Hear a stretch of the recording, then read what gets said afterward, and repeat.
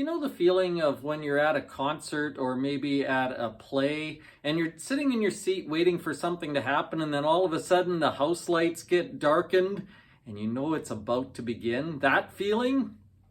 Or maybe you're at the racetrack and you hear the words, "Gentlemen, start your engines," and you know it's going to begin soon, right? That feeling of anticipation, you know something good is coming, like right now.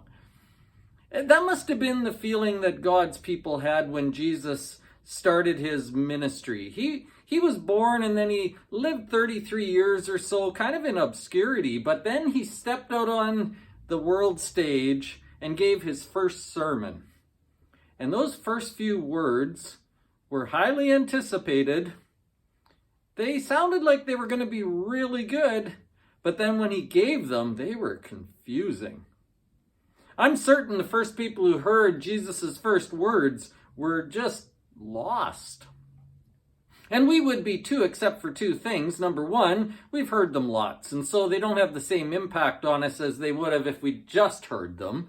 And the second thing is, we don't pay close enough attention. We kind of skip through them.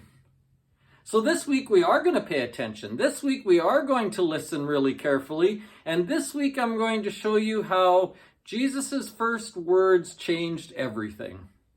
That's the title of the sermon, How Jesus' First Words Changed Everything. We need to hear what he has to say because some of the best things he had to say were right at the beginning.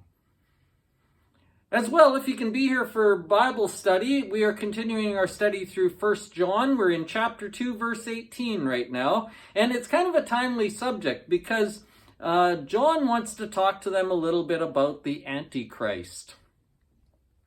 If you've been listening to some of the debates and stuff going on, there are some people who believe the end of time is coming, and part of the end of time coming is the Antichrist showing up. And John's living in a time where things are really hard for the Christian people at the moment. He's living at a time where the century is about to turn over. He's writing in about 80, 90 or so. And so whenever the calendar changes, people get a little squirrely sometimes. In John's time, people were looking for the Antichrist. And so he talks about that in 1 John chapter 2. But not only does he talk about it, he actually defines who the Antichrist is and what he's looking for. This definition will help us when we're talking with our religious neighbors who throw that term around a lot. This discussion will help us sort out some of our own thinking, and this discussion will help us talk a little bit better about the end of time as well. So 1 John chapter 2, verse 18 to the end of the chapter is what we're doing in Bible study.